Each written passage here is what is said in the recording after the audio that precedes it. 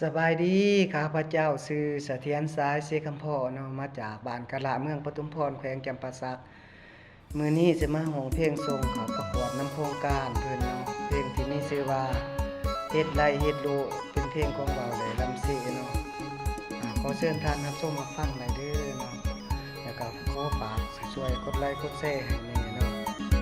ก็เป็นกำลังใจขึ้นต้นกระโบโกกมากว่า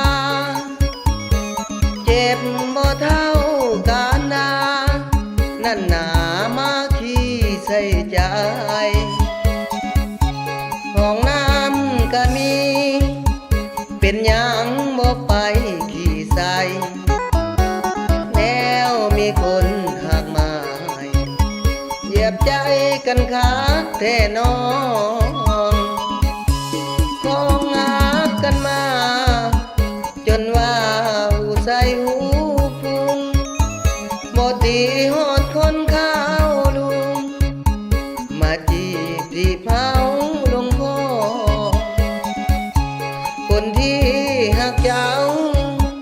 คนนี้ได้เพียงแต่มองจากที่หนึ่งกลายเป็นที่สองตายย้อนเงินทองของเขาการดาเฮ็ดโลดเด้อล่ะคันบ่ยานบาปกินหัวกับคนขึ้นซื้อว่าผัวของเขาเจ้าญาติเอามา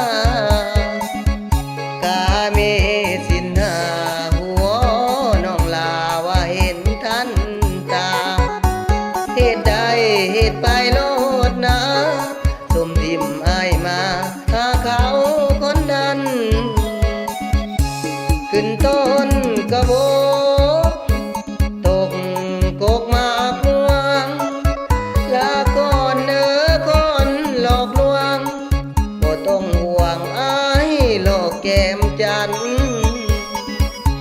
บาดแผลหัวใจคงหายใน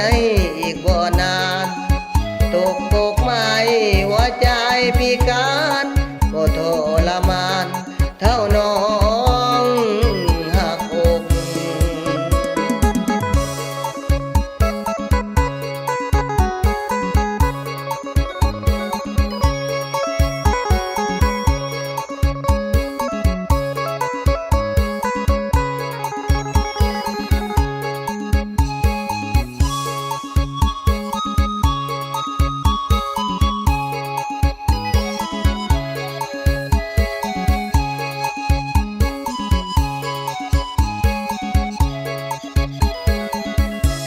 เฮ็ดโลดเด้อล่ะคันบ่ยานบาปกินหัวกับคนขึ้นซื้อว่าผัวของเขาเจ้าญาติเอามากาเมสินหาหัวน้องลาว่าเห็นทันตาเฮ็ดใดเฮ็ดไปโลดนะสมทิมอ้ายมาหาเขาคนนั้นขึ้นต้นกระโบตกกกมากม่วงลาก่อนเด้อคนหลอกลวงบ่ต้องห่วงอ้ายหลอกแก้มจันทร์บาดแผลหัวใจคงหายในอีกบ่นานตกกกไม้หัวใจพิการบ่ท